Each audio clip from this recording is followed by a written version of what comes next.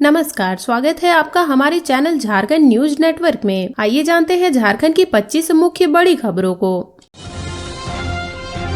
PM फसल बीमा और बैंकों के ऐप बनाकर करते थे संगठित साइबर क्राइम, सरगना समेत 6 गिरफ्तार। झारखंड पुलिस ने संगठित तरीके से साइबर क्राइम करने वाले अत्याधुनिक आपराधिक गिरोह का पर्दाफाश किया है। गिरोह के 6 सदस्यों को गिरफ्तार किया गया है। इनमें से 3 गिरिडीह जिले के हैं। एक साइबर क्रिमिनल साइबर क्राइम के लिए बदनाम जामताड़ा जिले के सियाटाड़ गांव का रहने वाला है। 2 और लोग कहां के रहने वाले हैं, इसकी जानकारी सार्वजनिक नहीं की गई है। गिरिडीह से गिरफ्तार 4 साइबर क्रिमिनल में से 3 ने अपना नाम डीके बॉस रखा है। गिरिडीह और जामताड़ा से गिरफ्तार इन 6 साइबर क्रिमिनल के पास से पुलिस ने 14 mobile phone, 23 SIM card, 10 ATM card, 1 laptop, 2 4 car, 1 DSLR camera, 1 drone camera और 1,08,800 रुपए नगद बरामद किए हैं। गिरफ्तार सभी आरोपियों को न्यायिक हिरासत में भेज दिया गया है। जामताड़ा के पुलिस अधीक्षक डॉक्टर एहतेसाम बकराबीब ने यह जानकारी दी है। एसपी ने बताया कि झारखंड में साइबर क्राइम की गतिविधियों को रोकने और साइबर क्राइम के मास्टरमाइंड की गिरफ्तारी के लिए trainee IPS officer Raghavendra Sharma के नेतृत्व में स्पेशल टीम बनाई गई है। टीम में प्रशिक्षु डीएसपी चंद्रशेखर को भी शामिल किया गया है। इस टीम ने 1 महीने से अधिक समय तक साइबर क्रिमिनल की गतिविधियों की कड़ी निगरानी की। टीम की मेहनत रंग लाई। टीम ने इस अत्याधुनिक साइबर क्राइम के गिरोह के सरगना समेत 6 लोगों को गिरफ्तार किया है। इन साइबर क्रिमिनल की गिरफ्तारी के बाद पता चला कि ये लोग संगठित तरीके से साइबर क्राइम के लिए अत्याधुनिक आपराधिक गिरोह चलाते थे।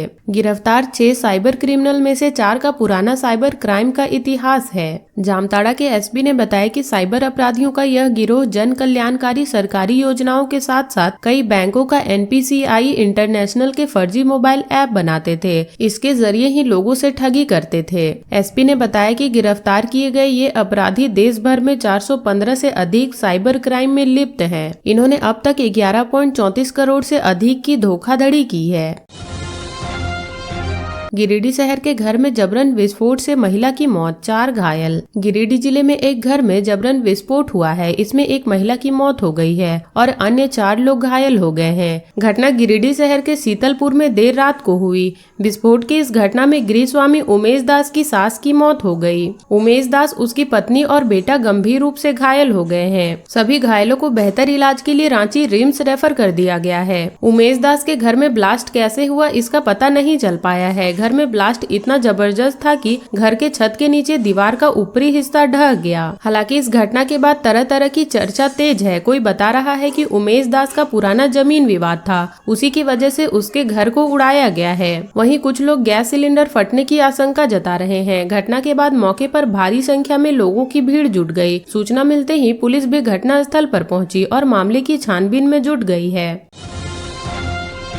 गिरिडीह में अनियंत्रित हाईवा ने 4 बाइक और एक मालवाहक वाहन को मारी ठोकर। गिरिडीह जिले में अनियंत्रित हाईवा ने 4 बाइक और एक मालवाहक वाहन को अपनी चपेट में ले लिया। हाईवा की ठोकर से सभी वाहन क्षतिग्रस्त हो गए हैं। घटना जिले के देवरी थाना क्षेत्र के चतरो व्यवसायिक मंडी में हुई। अनियंत्रित हाईवा ने रविवार की देर रात करीब 9 बजे 4 बाइक और एक 4 पहिया मालवाहक वाहन को टक्कर मारी। सभी वाहन सड़क के किनारे खड़े थे। इसका एक वीडियो भी सामने आया है। इसमें देखा जा रहा है कि अगर सड़क किनारे खड़े युवक समय पर ना भागते तो एक बड़ी दुर्घटना हो सकती थी। घटना के समय सड़क के किनारे खड़े युवक बाल बाल बचे। सभी ने भागकर अपनी जान बचाई। घटना की सूचना देने के बाद देवरी थाना के सब इंस्पेक्टर रीसू सिन्हा मौके पर पहुंचे। उन्होंने स्थानीय लोगों से घटना की जानकारी ली। इसके बाद पुलिस ने हाईवा को जब्त कर लिया। जानकारी के मुताबिक वाहन को टक्कर मारने के बाद हाईवा के चालक ने क्रशर प्लांट पर हाईवा खड़ी कर दी। सीबीआई के रांची जोन के ज्वाइंट डायरेक्टर राजीव रंजन और झारखंड के 12 पुलिस कर्मियों को पुलिस पदक। सराहनीय कार्य के लिए बिहार झारखंड के सीबीआई के संयुक्त निदेशक राजीव रंजन को पुलिस मेडल से सम्मानित किया गया। वह सिक्किम कैडर के आईपीएस अधिकारी हैं। शारदा चिट फंड घोटाले की जांच के लिए गठित एसआईटी में वह बतौर एसपी शामिल थे। उन्होंने चारा घोटाले के ट्रायल के दौरान भी अहम भूमिका निभाई थी। इधर केंद्रीय गृह मंत्रालय ने गणतंत्र दिवस के अवसर पर झारखंड के 12 पुलिस पदाधिकारियों और कर्मियों को सराहनीय सेवा के लिए पुलिस पद से नवाजा है। इसमें आईजी रेंज के 2 अधिकारी शामिल हैं। केंद्रीय सुरक्षा बलों के साथ मिलकर झारखंड में उग्रवादी और संगठित अपराध गिरोह सहित अन्य अपराध पर झारखंड पुलिस द्वारा लगातार कार्रवाई की जा रही है। झारखंड पुलिस द्वारा किए गए सराहनीय कार्य के लिए गणतंत्र दिवस पर केंद्रीय गृह मंत्रालय ने उक्त अधिकारियों को सराहनीय सेवा के लिए पदक देने की घोषणा कर सम्मानित किया। गिरने लगा झारखंड का तापमान, फिर बढ़ेगी कनकनी, जाने कितना गिरा पारा। झारखंड का तापमान एक बार फिर से गिरने लगा है। इसके साथ ही कनकनी भी बढ़ गई है। अधिकतम तापमान 30 डिग्री के नीचे आ गया है। न्यूनतम तापमान 4 डिग्री के करीब पहुंच गया है। मौसम विभाग ने यह जानकारी दी है। हालांकि दृश्यता की समस्या दूर हुई है। झारखंड में सबसे कम विजिबिलिटी पूर्वी सिंहभूम के जमशेदपुर में रही। यहाँ की विजिबिलिटी सोमवार को 1800 मीटर रही। भारत मौसम विज्ञान विभाग के वेदर रिपोर्ट में बताया गया है कि झारखंड में तापमान में रविवार को ही गिरावट आने लगी है। रांची, जमशेदपुर, डाल्टनगंज, बोकारो और चाईबासा के न्यूनतम तापमान में महज 24 घंटे के अंदर 3.4 डिग्री से 4.8 डिग्री सेंटीग्रेड तक की बड़ी गिरावट दर्ज की गई है। इसमें लोगों को फिर से कनकनी वाली ठंड लगने लगी है। सोमवार को रांची के न्यूनतम तापमान में मामूली वृद्धि हुई, लेकिन जमशेदपुर, डाल्टनगंज और चाईबासा के न्यूनतम तापमान में बड़ी गिरावट आई है। जमशेदपुर का न्यूनतम तापमान 2.8 डिग्री घटा है, जबकि चाईबासा के न्यूनतम तापमान में 3.4 डिग्री सेंटीग्रेड की गिरावट आई है। डाल्टनगंज का पारा 0.7 डिग्री गिरा है। बोकारो के न्यूनतम तापमान में 0.8 डिग्री सेंटीग्रेड की मामूली गिरावट दर्ज की गई है। रांची का न्यूनतम तापमान 0.2 डिग्री सेंटीग्रेड बढ़ा है। वहीं पिछले 24 घंटे के दौरान झारखंड में अधिकतम तापमान की बात करें तो सरायकेला का पारा सबसे अधिक रहा। यहाँ उच्चतम तापमान 29.8 डिग्री सेंटीग्रेड रिकॉर्ड किया गया। सबसे कम न्यूनतम पारा गुमला में 4.2 डिग्री सेंटीग्रेड दर्ज किया गया। रांची का न्यूनतम तापमान 4.4 degree centigrade Namkum weather station पर दर्ज किया गया। हीनू के मौसम केंद्र का न्यूनतम तापमान 9 डिग्री सेल्सियस रहा। रांची का उच्चतम तापमान आज हीनू में 24 डिग्री और नामकुम में 23 डिग्री दर्ज किया गया। रांची में जमीन देने के नाम पर स्कैम। बिहार, झारखंड समेत 4 राज्यों में 413 पूर्व सैनिकों को लगाया 22 करोड़ का चूना। रांची में जमीन देने के नाम पर बड़ा घोटाला हुआ है। बिहार, झारखंड, छत्तीसगढ़ और उड़ीसा के 413 पूर्व सैनिकों को करीब 22 करोड़ रुपए का चूना लगाया गया है। झारखंड के डीजीपी अनुराग गुप्ता ने अब इस मामले में सीआईडी जाँच के आदेश दिए हैं। बोकारो में रहने वाले रमाकांत सिंह ने शिकायत की है कि सैनिक वेलफेयर ऑर्गेनाइजर इंडिया के नाम पर पूर्व सैनिकों से धोखाधड़ी हुई है। पुलिस मुख्यालय के एसपी ने सीआईडी के एएसपी दीपक कुमार को पत्र लिखा है। पत्र में कहा गया है कि शिकायत दिए गए तथ्यों की जांच के आगे की कानूनी कार्रवाई सुनिश्चित करें। शिकायत में रमाकांत सिंह ने कहा है कि सैनिक वेलफेयर ऑर्गेनाइजेशन इंडिया के जरिए रांची के पिठोरिया थाना अंतर्गत जमुआरी में फ्लैट लेने के लिए 413 भूतपूर्व सैनिकों से पंजीकरण कराया गया था। इनमें कई भूतपूर्व सैनिक डीवीसी, बोकारो थर्मल और अन्य केंद्रीय संस्थान में कार्यरत हैं। जमीन के एवज में वर्ष 2010 से वर्ष 2012 तक 4 किस्तों में उन लोगों से सैनिक वेलफेयर ऑर्गेनाइजेशन को 22 करोड़ रुपए से ज्यादा का भुगतान किया गया था। शिकायतकर्ता ने कहा कि एसडब्ल्यूओ ने रांची में विज्ञापन निकाला था। इसमें कहा गया था कि 18 से 24 माह में फ्लैट को डेवलप किया जाएगा। पंजीकरण कराने वालों में इतने समय के बाद जमीन दे दी जाएगी, लेकिन आज तक एसडब्ल्यूओ ने किसी को फ्लैट नहीं दिया। इसके बाद 413 भूतपूर्व सैनिकों और अन्य कर्मचारियों ने मिलकर एक टीम का गठन किया। बोकारो थर्मल निवासी रमाकांत सिंह को इसका अध्यक्ष बनाया गया। इसके बाद रमाकांत सिंह ने पिठोरिया थाना में केस दर्ज कराया। रांची कोर्ट में सुनवाई के दौरान कोर्ट ने मध्यस्थता का आदेश दिया। 30 जनवरी 2017 को हुई मध्यस्थता के दौरान यह निर्णय हुआ कि 29 जुलाई 2017 तक पहले चरण के 111 पीड़ितों को उनके पैसे का भुगतान कर दिया जाएगा। समय पूरा होने के बाद भी ऐसा नहीं हुआ। इसके बाद कोर्ट ने एसडब्ल्यूओ के डेवलपर दीपक कुमार पाठक और पीएलओ मनोज कुमार सिंह को जेल भेजने का आदेश दिया। बाद में दोनों को कोर्ट से जमानत मिल गई। कोरोना काल के बाद रांची कोर्ट में सभी की गवाही पूरी हुई, लेकिन आज तक केस के अनुसंधानकर्ता की गवाही नहीं हुई है। वहीं एसडब्ल्यूओ के चेयरमैन सहित अन्य पदाधिकारियों जो प्राथमिकी में नामजद थे, उनको पुलिस ने एफआरटी केस बंद करने की सिफारिश कर दी।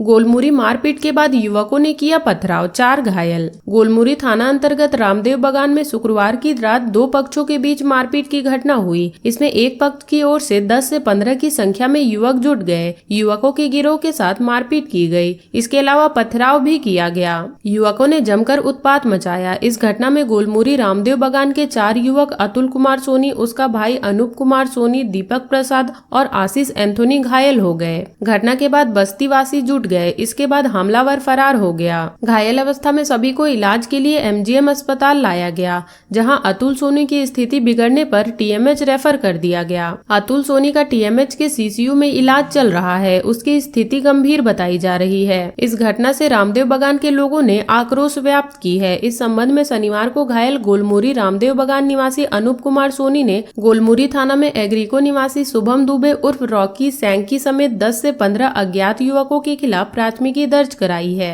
दर्ज प्राथमिकी में अनूप कुमार सोनी ने बताया कि शुक्रवार की रात शुभम दुबे और सैंकी समेत उनके साथी रामदेव बागान स्थित मंदिर के पास बस्ती में आशीष एंथोनी पर जानलेवा हमला किया। इससे वह घायल हो गया। इस बीच उसका बड़ा भाई अतुल कुमार सोना खाना खाकर बाहर टहलने गया था तो उस पर युवकों ने पत्थर से सिर पर हमला किया। इसके बाद हम लोग बीच बचाव करने गए तो शुभम दुबे व उसके साथी ने हम लोगों पर भी हमला किया। इसमें उन लोगों ने पथराव भी किया। इसमें भाई अतुल कुमार सोना की स्थिति गंभीर बनी हुई है। इधर इस घटना से गोलमुरी रामदेव बस्ती के लोगों में आक्रोश व्याप्त की है। स्थानीय लोगों ने शनिवार गोलमुरी थाना की पुलिस से आरोपियों के खिलाफ कार्रवाई करने की मांग की है। पुलिस के अनुसार हमलावरों की तलाश में छापेमारी की जा रही है। सभी फरार हैं।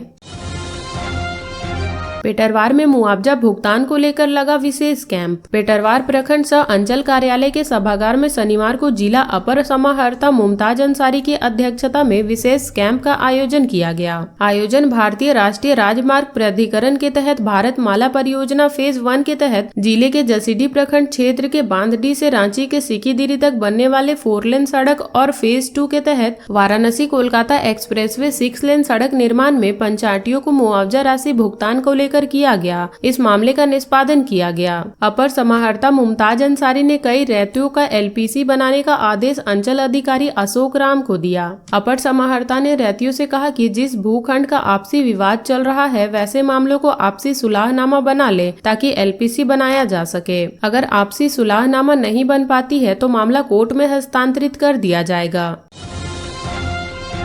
मांडू में दर्दनाक हादसा, मां बेटे व बेटी की मौत, पिता घायल। रामगढ़ के मांडू में शनिवार को हुए सड़क हादसा में सरिया थाना क्षेत्र के छोटकी सरिया निवासी द्वारिका मंडल की पत्नी 60 वर्षीय अरुणा देवी, 30 वर्षीय बेटा पिंटू मंडल उर्फ पिंटू साहू और बेटी सुनीता देवी की मौत हो गई, जबकि द्वारिका मंडल और एक बच्ची गंभीर रूप से घायल हो गए हैं। सभी घायलों का इलाज आरोग्य अस्पताल हजारीबाग में कराया जा रहा है। बताया जाता है कि सभी पीड़ित व्यक्ति कार से अपने किसी रिश्तेदार के घर श्राद्ध कार्यक्रम में भाग लेने जा रहे थे। तभी मांडू के समीप एक ट्रक से कार की टक्कर हो गई। इसमें उक्त तीनों की मौत घटना स्थल पर ही हो गई, जबकि 2 लोग घायल हो गए हैं। घटना की सूचना पाकर बगोदर के विधायक नागेंद्र महतो ने हजारीबाग स्थित सदर अस्पताल पहुंचकर घायलों की स्थिति का जायजा लिया। उन्होंने परिजनों को हर संभव मदद करने का भरोसा दिलाया। विधायक के अलावा मुखिया भुवनेश्वर मंडल समेत अन्य लोगों ने हॉस्पिटल जाकर घायलों का हालचाल लेकर डॉक्टरों व अस्पताल प्रबंधन को बेहतर इलाज करने का आग्रह किया।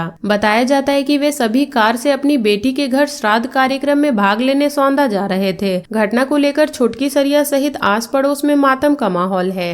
तो ये थी झारखंड की अब तक की बड़ी खबरें। ऐसे ही झारखंड की खबरों से अपडेट रहने के लिए हमारे चैनल झारखंड न्यूज नेटवर्क को सब्सक्राइब कर लें और बेल आइकन को प्रेस कर लें ताकि हमारी हर वीडियो का अपडेट आप तक पहुंच सके।